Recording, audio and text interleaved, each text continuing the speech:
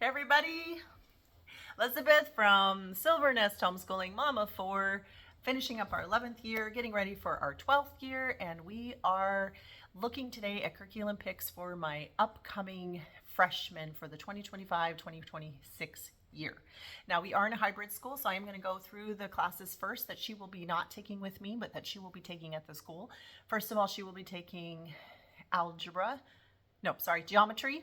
Sorry, she's finishing algebra, geometry, and then she will have ninth grade English.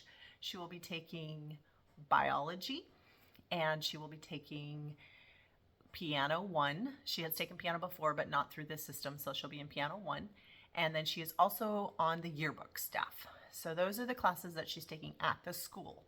The class that she is taking at my mom's house, because my mom is an amazing teacher, of which we are super grateful. And if you have these opportunities, I say embrace them. But my mother will be graciously teaching for the final time this year, and she will be doing health with my 7th grader and my 9th grader. In our area, we can give high school credit for 7th grade, and by doing it together, it makes it a little easier on her and on them. They will be doing it once a week for the whole school year, but they will get the same amount of information that they would if it was in a trimester or a semester, just at a little slower pace. And at the end, they can petition for a pass-fail grade through our hybrid, or they can get a letter grade, and they will be taking tests. It will be your typical textbook, but not because my mom's amazing. So she likes to pull in lots of other stuff, make it really come alive. Super fantastic. I've been so blessed. We would not have the same homeschool if she had not kicked in and helped me with that. So that is what she is doing outside of my house. The final thing she'll be doing outside the house, but which I am overseeing, is she will be doing ballet for PE. She is taking ballet 4 times a week, so she's getting plenty of exercise. She's practicing at home, and then they usually do about 2 shows a year, and those are practices on Saturdays. So that's kind of her passion and her focus, and so that will be her PE, and she's very excited about it. The final thing I will be teaching at home is going to be history. We do not have the books yet because we're borrowing them from a friend, but what we will be using is the Knotgrass World History, just as a visual. Sorry about the shiny circle. Knotgrass is the company that we'll be pulling from.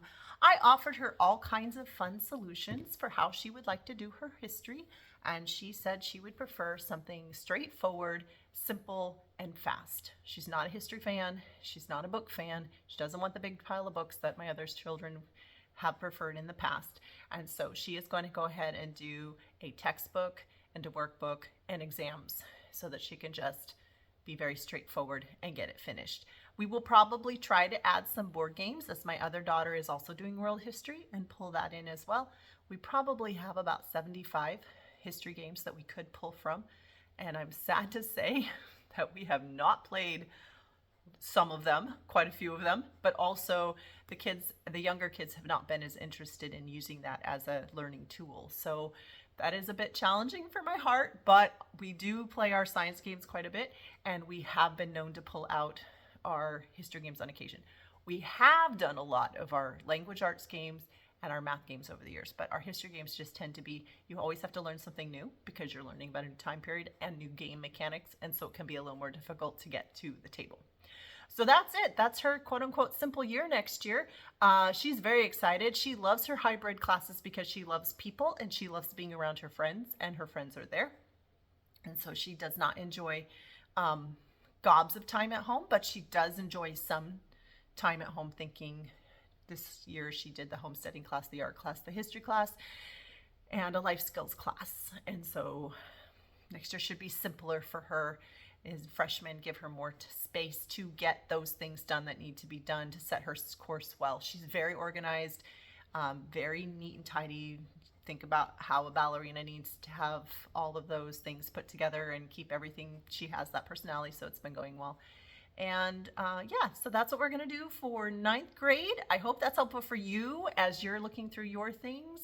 and making decisions. I know it's not like the typical, here's all the English they'll be doing and the math and all the things, but I again came into homeschooling with the mindset that I am an administrator who is here to find the things my children need to make them successful, and I am not against having them learn from someone that they want to learn from in order to grow and to do what they need to do. So I'm not here with my ego. I'm here just to facilitate what they need. And that has been how it's been working. It's why we're eclectic homeschoolers. And I am kind of in shock because I'm working myself out of a job as my next year junior is going off to college to finish her high school and college at the same time. And my senior has just successfully finishing in this month his AA and his high school diploma. And so we are setting them up to do that. That's the goal for all the 4 kids. And so